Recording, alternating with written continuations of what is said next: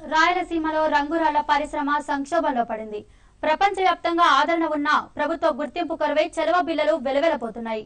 మరోవైపు వ్యాపారాలు మందగించి పెరిగిన విద్యుత్ కష్టాలతో వ్యాపారులు దిక్కుతోచని స్థితిలో పడ్డారు.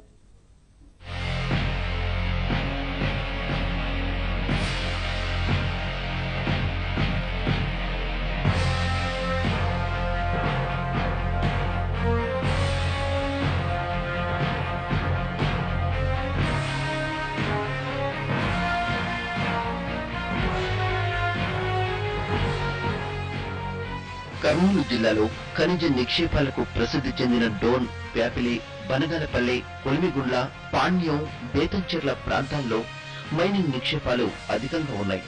ప్రపంచంలో ఏ దేశంలో దొరకని వెరైటీ రంగురాళ్లు బేతంచెర్లలో లభిస్తాయి. 10 రకాల రంగులు కలిసిన సహజ సిద్ధమైన బండలు ఇక్కడ లభిస్తాయి.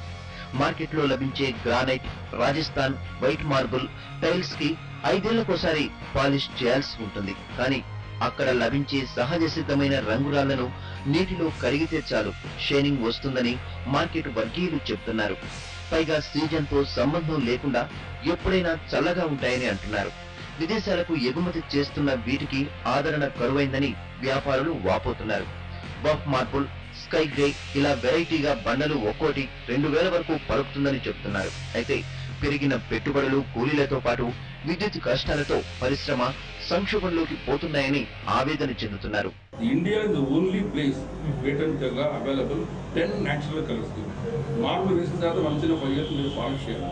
మా స్టోన్ కాదు, మొత్తం వేసినంటే పాలిష్ చేస్తే రొటీన్ పాలిష్ ఇంకా ఎక్కువ పాలిష్ అయిపోతుంది. ఇంకోటి ఏమంటే మాకు సబ్సిడీకి మనం చెప్పండి, పవర్ సబ్సిడీ అన్ని సబ్సిడీ మా మిడిల్ గవర్నమెంట్ కొనడం లేదు.